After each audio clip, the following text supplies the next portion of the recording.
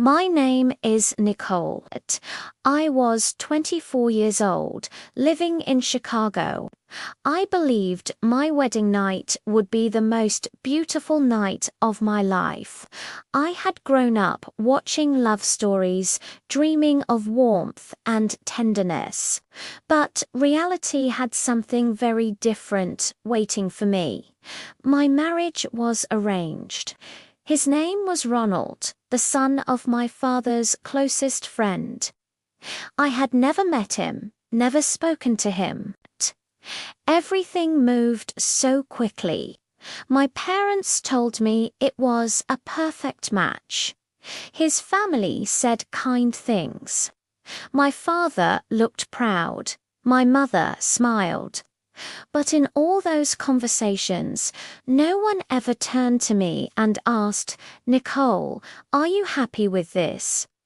We were not a wealthy family, but our home was filled with genuine love. I trusted my parents. I believed they wanted the best for me.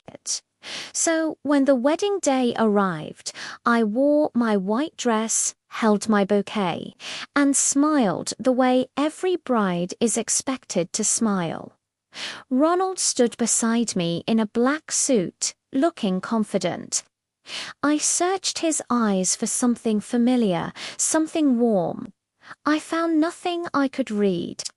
When the guests left and the house grew quiet, I sat alone in our room. My heart was beating fast. I felt nervous and shy. I told myself this was the beginning of something beautiful. I told myself to be patient. Ronald walked in and said I looked beautiful. I thanked him softly, but within minutes everything I had imagined shattered. He did not approach me with gentleness or care. There was no warmth in his hands, no tenderness in his eyes. He looked at me the way a person looks at something they own, not someone they love. Before I could speak, before I could even process what was happening, he had already taken what he wanted.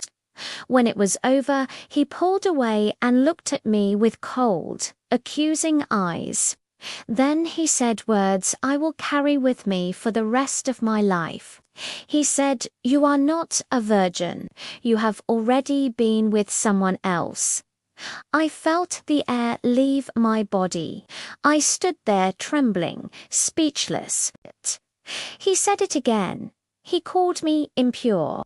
He called my love a lie. That was my wedding night. Not romance, not belonging. Just blame, shame, and silence. I grew up in a home where I was protected, respected, and taught the value of honesty. No one had ever crossed a line with me. I had done nothing wrong. Yet there I was, feeling like a criminal for something I had not done. I cried through the entire night, alone, on what was supposed to be the happiest night of my life. In the morning, Ronald told me to pack my things and leave before anyone woke up. He told me not to say a word. With shaking hands, I folded my clothes and walked out of that house as quietly as I had entered it.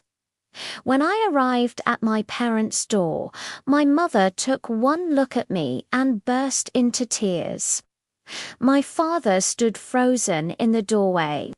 They asked me again and again what had happened, but I could not find the words. I sat on the floor and felt completely hollow. In a single night, I had lost my dreams, my dignity, and my sense of safety. Then the rumors began. Ronald had already started talking. He told people I had a secret past, that I had been dishonest, that I had deceived him. People whispered behind my back. Some believed him without asking me a single question.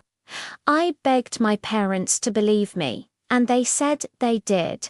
But I could see the quiet pain in their eyes, and that hurt almost as much as everything else. For months, I barely left my room. I stopped eating properly. I stopped sleeping well. I carried a weight that was not mine to carry, but the world had placed it on my shoulders. I stayed silent because I had learnt that my tears meant less to people than his words. Then one afternoon, I saw Ronald at a shopping mall. He was with a woman who looked elegant and wealthy. When he noticed me, he walked over slowly. He said he was sorry. He told me he had chosen her because of her money and that rich girls did not love the way I had. He asked me to forgive him. I looked at him for a long moment. Then I said everything I had kept locked inside for months. I told him he had broken me. I told him he had made the world believe I was something dirty when I was never anything but honest. I told him he had taken something from me, something I could never fully get back. He had nothing to say. I took a breath and told him I forgave him. His face softened as if he thought that meant something was beginning again.